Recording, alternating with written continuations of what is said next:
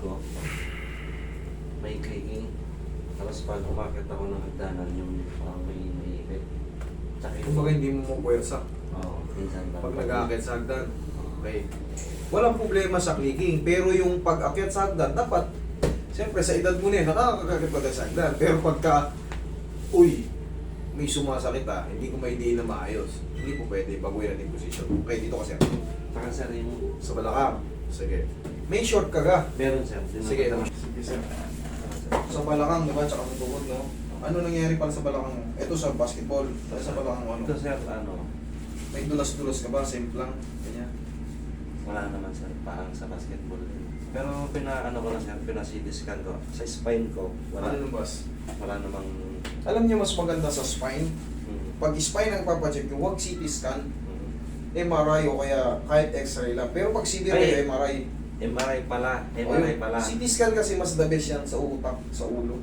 Okay? MRI pala. Para hindi kayo mag dubli-dubli gastos. Kasi pagka siniti scan kayo, walang findings, sasabihin sa inyo, sir, pa MRI nyo, di dubli gastos. Eh kung MRI, tapos na, MRI na. Okay. Eh, yun lang ano lang, para yung iba kasi syempre, yung iba nangungutang pa, para ang mahal ng MRI, talaga namang masakit sa bulsa. Minimum 9K yan, wala pang ultrasound. Hmm. Depende sa ospital magkano yung pa-MRI mo? Actually sir, ang MRI ko sir, sa ibang ano pa eh. Sa ibang bansa, medyo mahal. Eh, kakapatagilid. Ay, ganun mo rin. Sa abroad, okay lang kasi minsan sagot tayo ng company. Oo nga sir. Pero pag tayo dito, Pilipinas,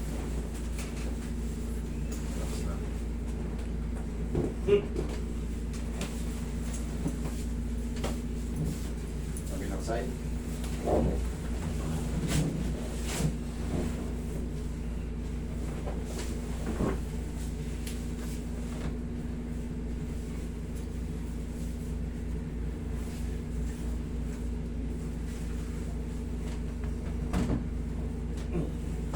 Sige, tapakuli na natin sa tuhod mo. Wala pa sir.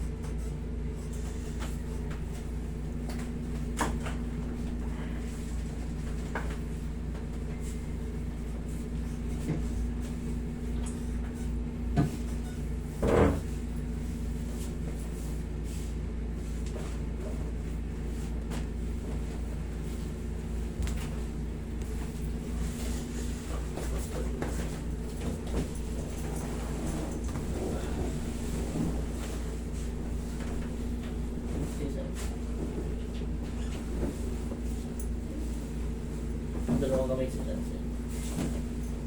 Relax lang. Inhale.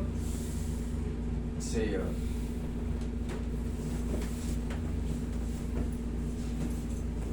Kaya muna.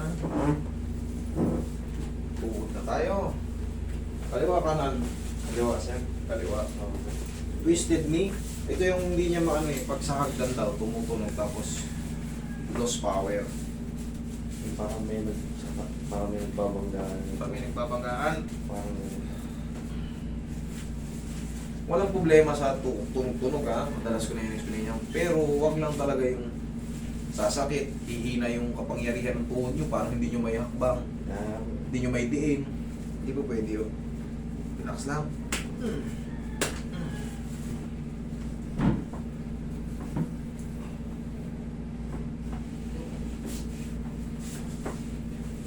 Puso mo yung balakang mo dito. Yeah. Right. Sige.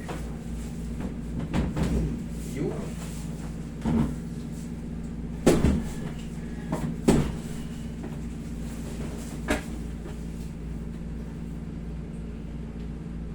kuskus lang na mahiwagang pao yan. Oo, sir. Mahiwagang pao, walang aw sa pao. Ang galyang. Kahit araw-araw ba magpahinga? Hmm? Kahit araw-araw magpahinga? Walang problema, oo. Kasi yan na may external. Huwag lang yung gamot na ano. Huwag lang yung gamot na pag araw-araw kang alam nyo naman, kaya Dr. Dennis mismo nagsasabi, hindi kayo pwedeng manatili sa pain reliever kasi sisirain niya yung internal nyo.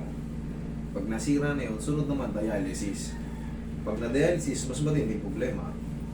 Ito kasi, sa labas lang yan, basta madalas kong binibilin, basta wag, hindi kayo allergic, dire-diretso lang kahit araw-araw, walang problema.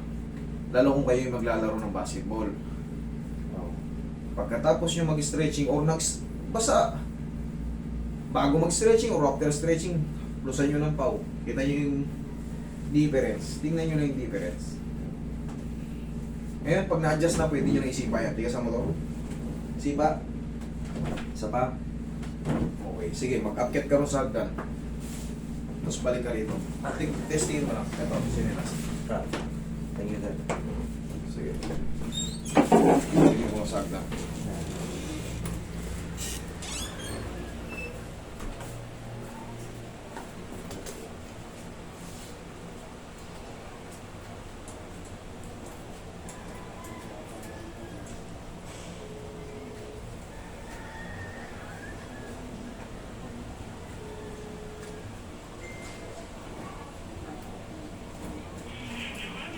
Okay, sir.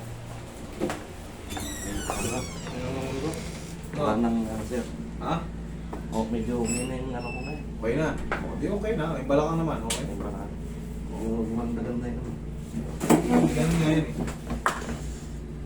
Adjust na yun. Eh, Ano ba yung sir, technique na yan? hindi mo magagawa yun. Ako sa sarili ko, hindi ko kaya yung ganun. Hindi kaya. Ibang tao talaga.